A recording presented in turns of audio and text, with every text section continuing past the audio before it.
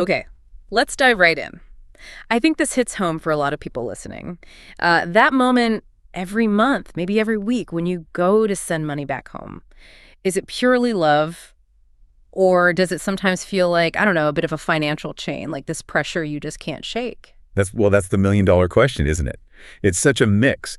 We call these transfers remittances, and on a global scale, they're massive. Seriously, often way bigger than the foreign aid money some countries receive. Right. You see the headlines, the economic impact, but for the person actually earning that money here, sending it, it's personal, it's emotional, it feels rooted in something deeper, like duty, maybe that idea of filial piety, that obligation to family back home. Exactly. It's deeply cultural, and that's what we want to unpack today. We're going to get into that conflict that immigrant guilt people talk about.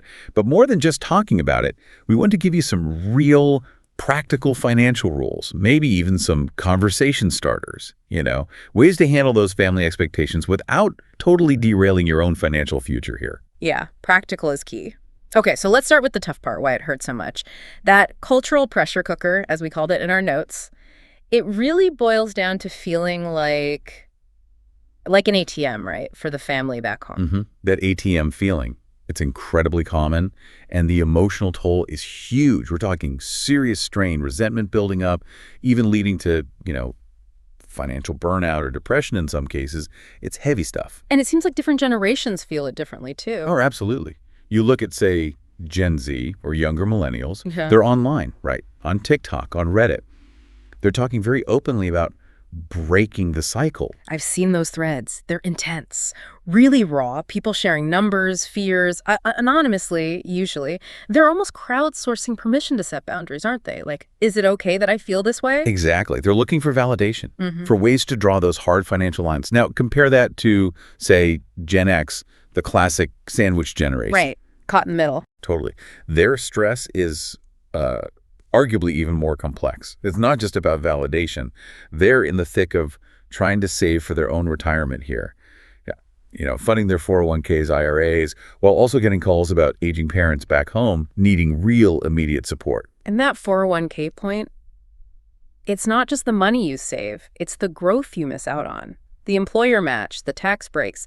If you skip contributions to send money home, you don't just lose the principal, you lose all that potential compounding. It's a much bigger hit long term. It really is an exponentially bigger hit.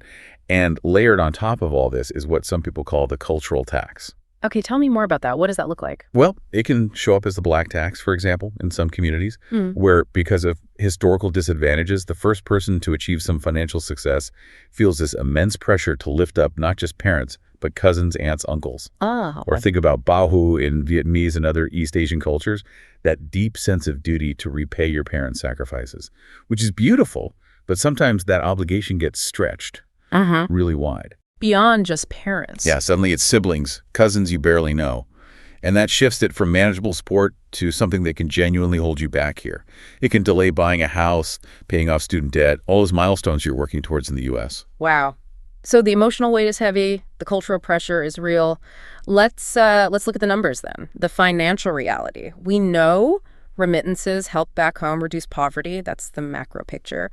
But what's the micro cost? The cost to the sender? This is where it gets, frankly, quite sobering. That retirement trade-off you mentioned earlier, it's profound. People might not run the numbers for years, maybe decades. And when they do? It can be a shock. Let's say someone diligently sent $500 a month home for, 20 years.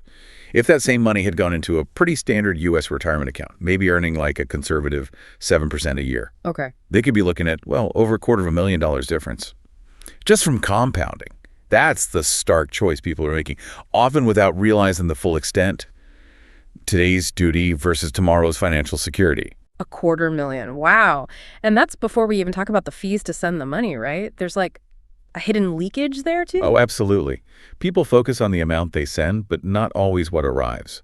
Globally, the average cost to send just $200 is still around, 6.4%? That high? Yeah. And if you're stuck using older methods like traditional banks, it could be way worse fees, bad exchange rates, sometimes up to 12%. It's like this unofficial remittance tax that just eats away at the money. And speaking of taxes, there's been talk, sometimes controversial talk online, about an official U.S. remittance tax, right? Like 1%, maybe up to 5% on money sent out. Yes, that discussion does come up. The argument is usually about taxing funds leaving the U.S., maybe to pay for border security or infrastructure. We're just reporting on the discussion, not taking sides, but Yeah. you can imagine the reaction. Oh, yeah. Intense, I bet. Very intense.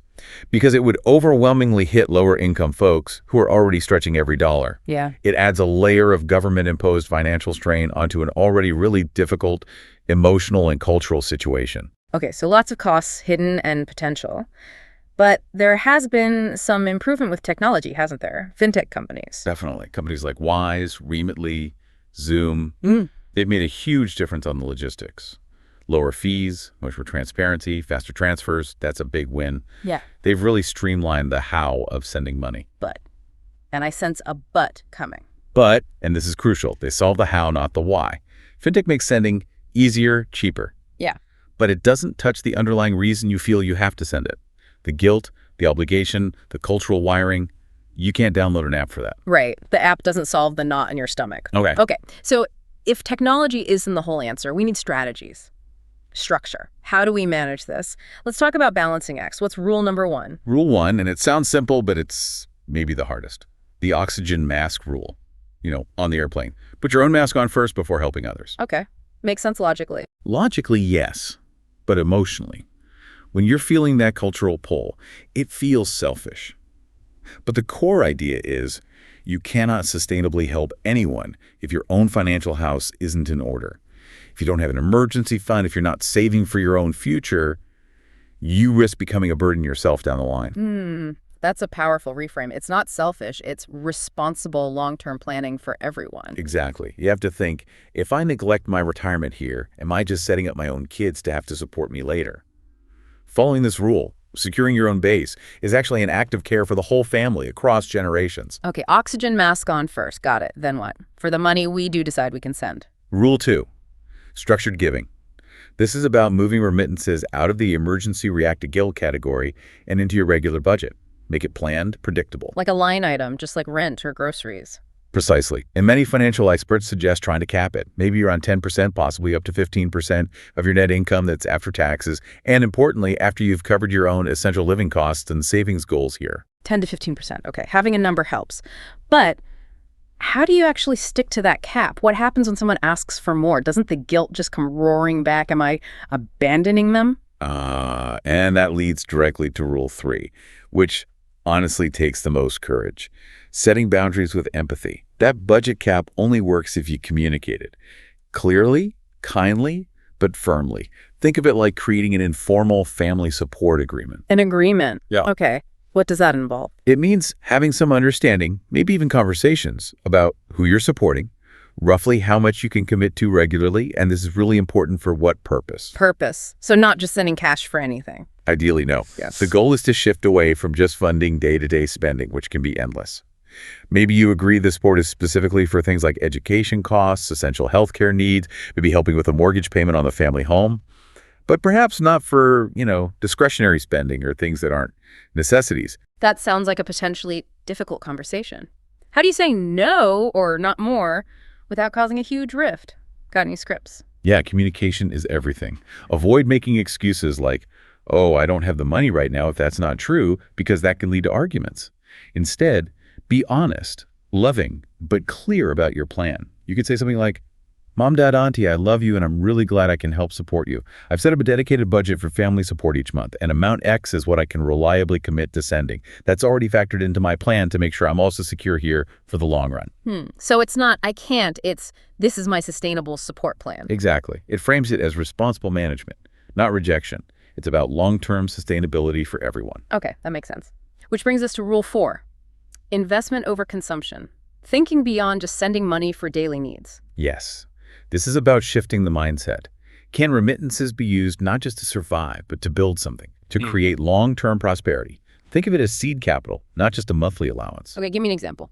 We saw a really compelling case study involving a couple, Modi and Aisha, originally from Kenya. Aisha was sending money back, but instead of it all going to daily expenses, they worked with the family to strategically use a portion to build small rental houses. Rental houses. Okay, instead of just cash disappearing each month. Right. Now, I imagine that wasn't an easy switch. family might be used to getting that cash directly. Yeah, how did they manage that expectation shift from here's cash to we're investing in bricks and mortar? It likely took time and education, showing the family the why. The immediate cash flow might have reduced slightly at first, but they focused on the long game. Those rental houses eventually started generating their own income stream right there in Kenya. Ah, so it created local income. Exactly. Yeah. Sustainable local income. It helped the family move away from being totally dependent on that wire transfer from abroad. It built resilience, wealth, independence right there. That's the dream scenario, isn't it? Moving from dependence to interdependence, or even independence. Okay, so wrapping this up, the takeaway isn't stop sending money, is it?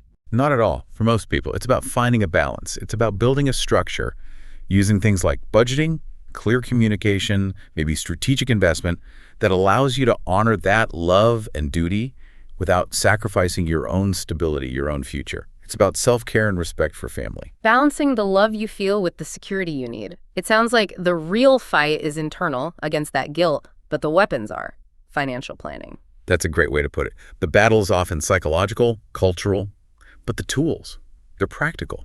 Budgets, boundaries, planning.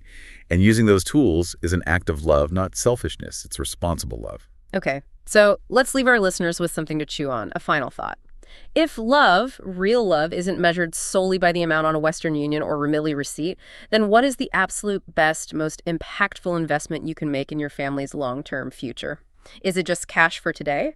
Is it helping them gain skills for tomorrow? Or is it something bigger, like fostering true financial independence that could break the cycle for generations? And maybe, just maybe, as you think about that, start looking into some practical next steps. If independence is the goal, what does that actually involve?